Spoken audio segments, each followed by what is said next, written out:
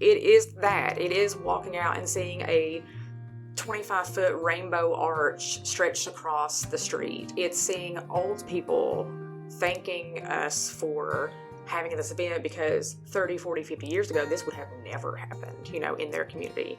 It's seeing young kids run around with a rainbow flag or a trans flag draped around their neck like a cape, and just being so happy and accepted. Like, that's moving, and that's the payoff. That was Sarah Ratliff, University of Pikeville professor and board member for Pikeville Pride. I'm Buddy Forbes, and this is Queerly Quilted. So first, just as comfortable as you can be, talk to me about your story. Yeah, so I think from a really young age, I remember being attracted to girls. I remember the Pink Power Ranger. I thought she was beautiful. I remember being so upset when her character left the show because I was in love with her. And I remember Dr. Ellie Sattler from Jurassic Park, Laura Dern, of course.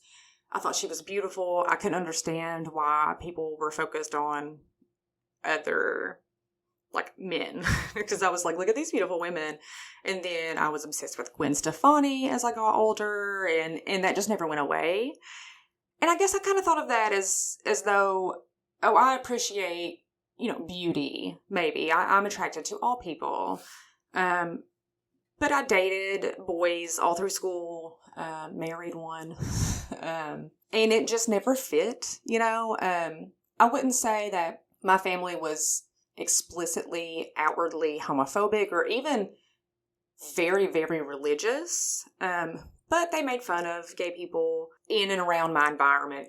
That was always a part of it, is just kind of lightly making fun of gay people. So I never felt safe enough to say, well, wait a minute, I think I might be that, right? So I went to college, went to graduate school, got married, kind of started to figure some things out, and realized, no, this is not just a sliver of me. I think I am gay. I think I'm 100% a lesbian, And I moved to Louisville after I got out of grad school and started working in social work. And I met a lot of really, really wonderful queer people who were proud of who they were and didn't hide it. And they didn't need to hide it because in Louisville, there was already a fully forged, huge queer community. So you could go to a coffee shop that was primarily gay people that worked there and primarily gay people that went there.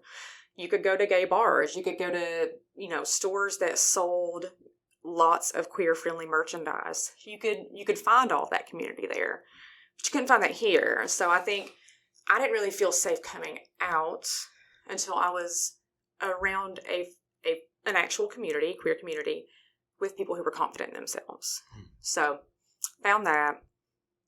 I came out, became much more confident in myself, and actually felt a whole lot of support from people from back home, from family members, from friends.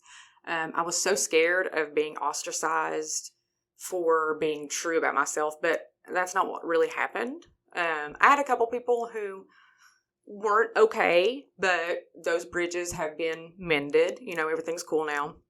Then I ended up doing a lot of the flood relief work when the floods hit Eastern Kentucky a few years ago.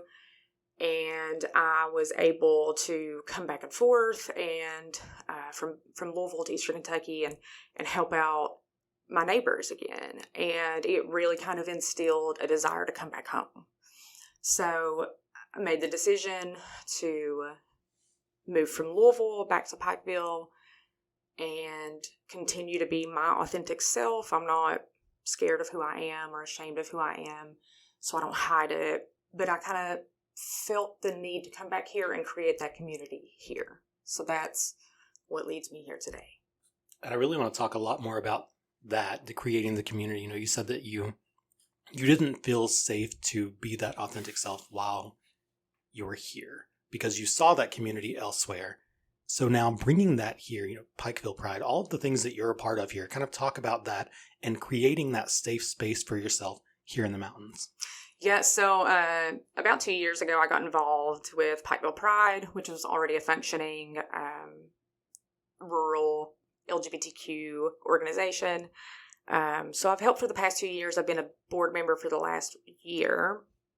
We basically just try to throw events and show queer people here that they have community. They have people they can congregate with and have friends and chosen family here, and they don't have to hide themselves. The biggest thing we do is the annual Pride event that we throw in downtown Pikeville.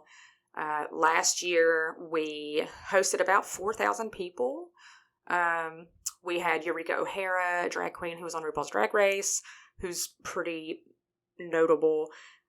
We had the event in our Appalachian Wireless Arena's outdoor stage, which was a huge thing. We had the event on our main street in Pikeville, which has also led to us creating partnerships with other organizations in our community, like Main Street USA. So we had this event on Main Street in our community with rainbows everywhere and vendors and resources and drag queens and music and art and just people loving on each other. And it has been such a blessing to be able to do that. We want to do a lot more outreach. We do a lot of mutual aid. So when we hear about a person who has a need in our community, we try to help them. If that's with gender affirming clothing, or even as far as like you need a power bill paid, or you need help scheduling, you need help with a surgery cost that's not covered by insurance, we try to help where we can. So we just try to be as visible as possible, let people know we are here and we're not afraid and we're not anything to be scared of either, and we want to help our community.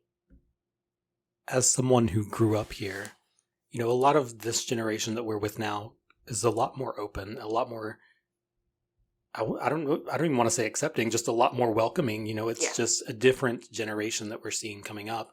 But as someone who grew up in the same generation kind of as I did, when you walk out into the street of Pikeville during a Pride event and you see the rainbows everywhere and you see people who are not only authentically being themselves, but are in that community, what does that mean to you?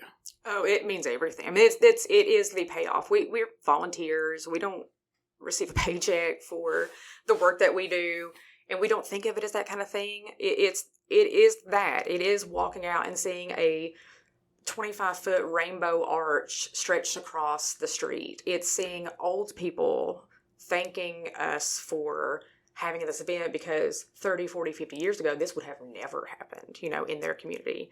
It's seeing young kids run around with a rainbow flag or a trans flag draped around their neck like a cape, and just being so happy and accepted. Like, that's moving, and that's the payoff, right?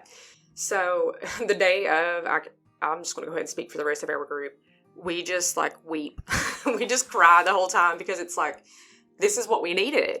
We needed to see grown-ups wearing rainbow stuff. Like, two men holding hands is not the abomination that people think it is, right?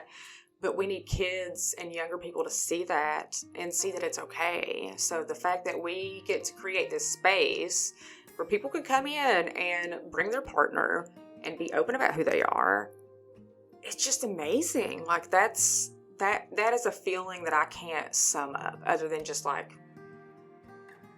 gratitude, honestly, that I get to do that I get to help do that.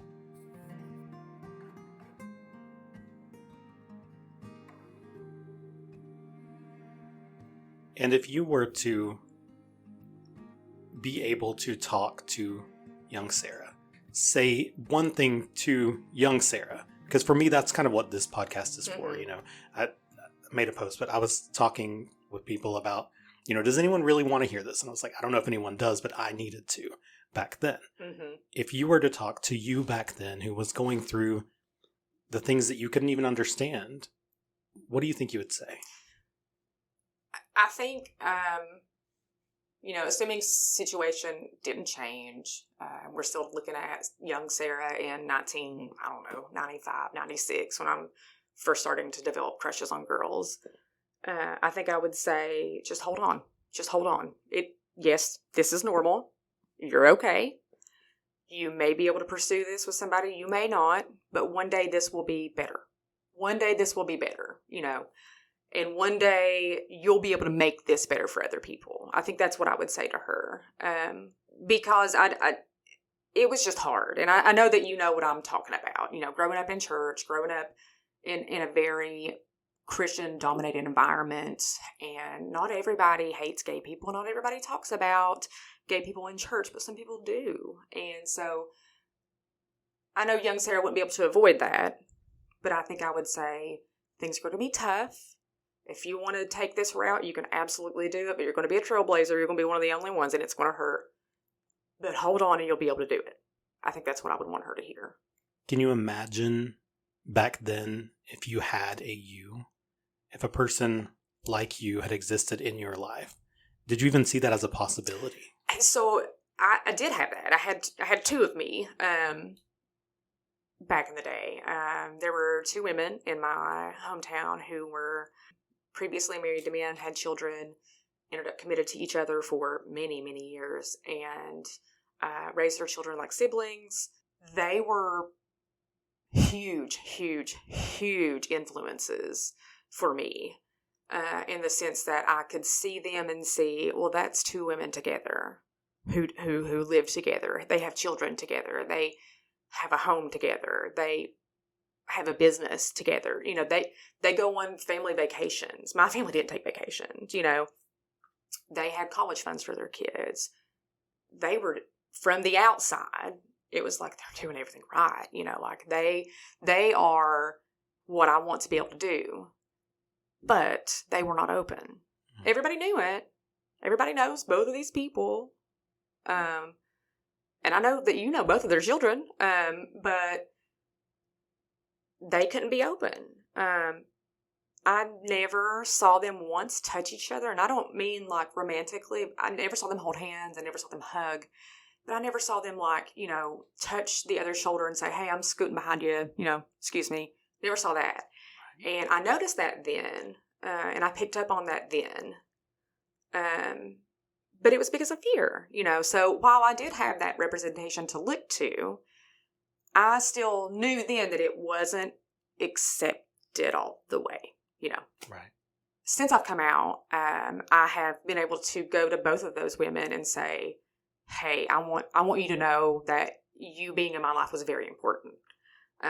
Like being able to see you exist as a normal human, but a queer human in Eastern Kentucky, living your lives, like that was pivotal for me, and I need you to know that. Which honestly was very therapeutic for me too, I think, to be able to say that, like to be able to give them some sort of gratitude of like, I know, I don't know the half of what you've been through at that time period being a lesbian couple in Eastern Kentucky.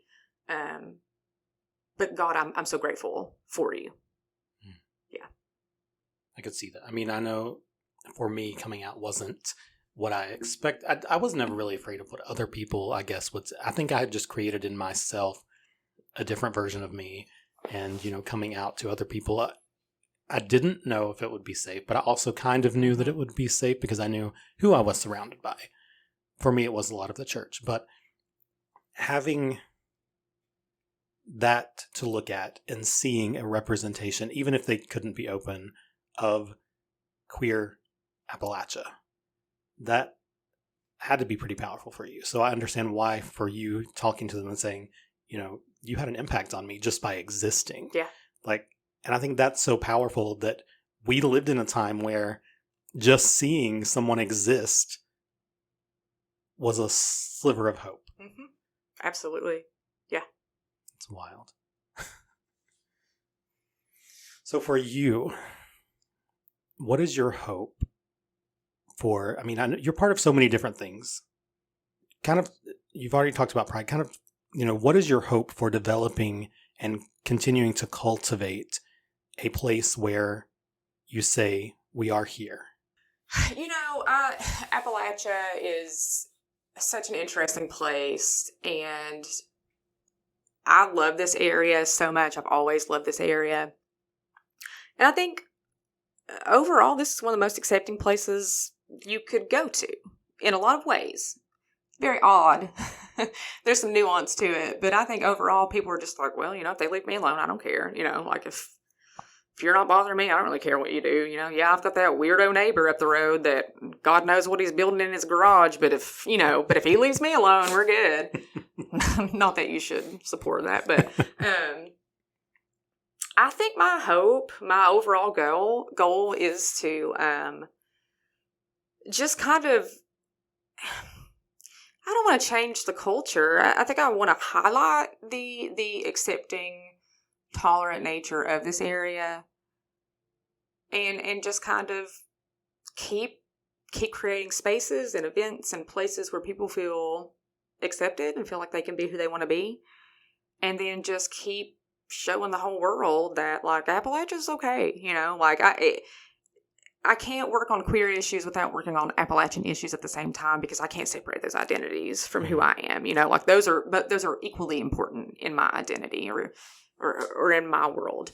But I think I just want to just keep, I don't know, being unapologetically me and turn other people into change agents who can do the same thing. I mean, it's just going to be a slow process of saying, like, hey, we're not, you know,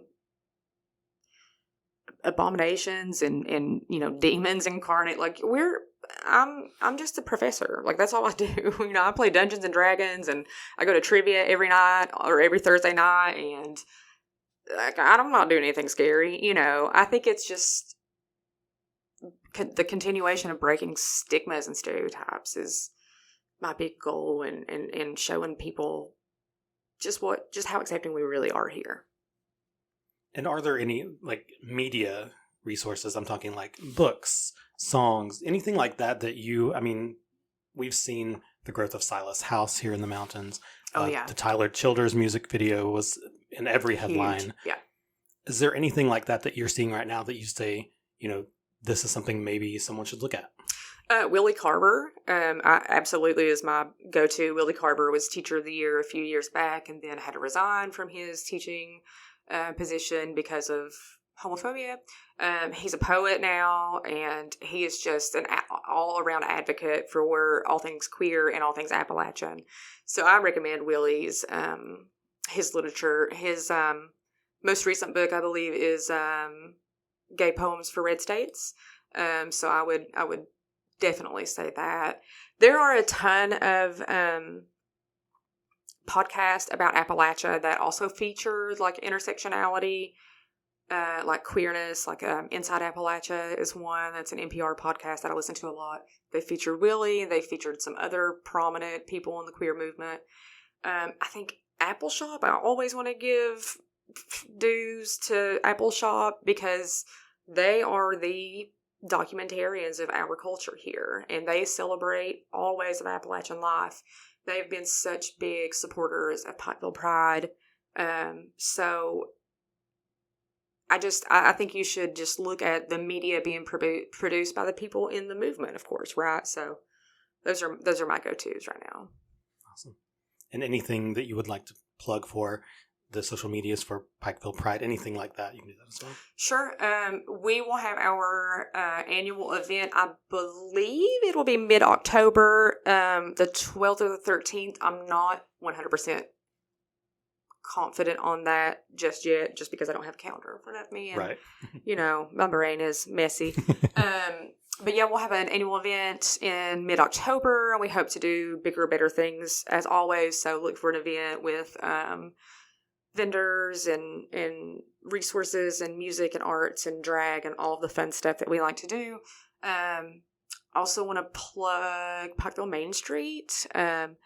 We are really lucky to be able to go with Pikeville Main Street to the Main Street USA conference, their national conference in May in Birmingham, Alabama. We're going to present together on creating inclusive, queer-friendly events on main streets in the United States.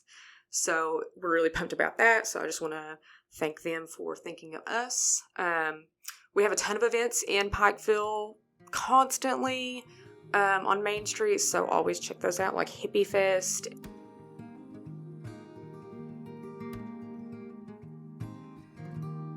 The idea of queer Appalachia, you know, a lot of people may not, you've already said, you know, it's always been here, it always will be here. But a lot of people have a hard time combining the two and saying Appalachia and queer in the same thing. What is queer Appalachia to you? It is. It is. It just is. I don't know how else to say it. Queer Appalachia is just recognizing that Appalachia is not one thing. You know, Appalachia and Appalachians are very diverse, and we don't think about it like that, but we are. So to me, queer Appalachia is just Appalachia. That's just recognizing that you've got a gay uncle, you know, your sister's a lesbian, your kid's theater teacher is gay, you know, like that. It's just recognizing that those people are Appalachian. It doesn't make them less Appalachian, and Appalachia is just as much theirs as it is yours. Awesome. Anything that you'd like to add that we didn't touch on? No, I don't think so. Thank you for having me. No, thank you. I appreciate it. You can see Sarah's work and advocacy in action during Pikeville Pride October 12th in downtown Pikeville. You can follow the organization for more announcements and guests. They recently announced special guest speaker Silas House. You can get all of those updates on Facebook, Instagram, wherever you can find them. You can follow the show at queerly.quilted on Instagram, at queerlyquilted on Facebook, or email queerlyquiltedpodcast@gmail.com. If you are interested in sharing your story, reach out to me on any of those platforms. If you want other people to hear the stories that are being shared here, rate, review, subscribe, and share with your friends so that these stories can reach the ears of the people who need to hear them most. I hope to continue sharing stories of this podcast long after Pride Month, but I need your help to do so. But until then, you are loved, you are needed, you are important, you are queerly quilted.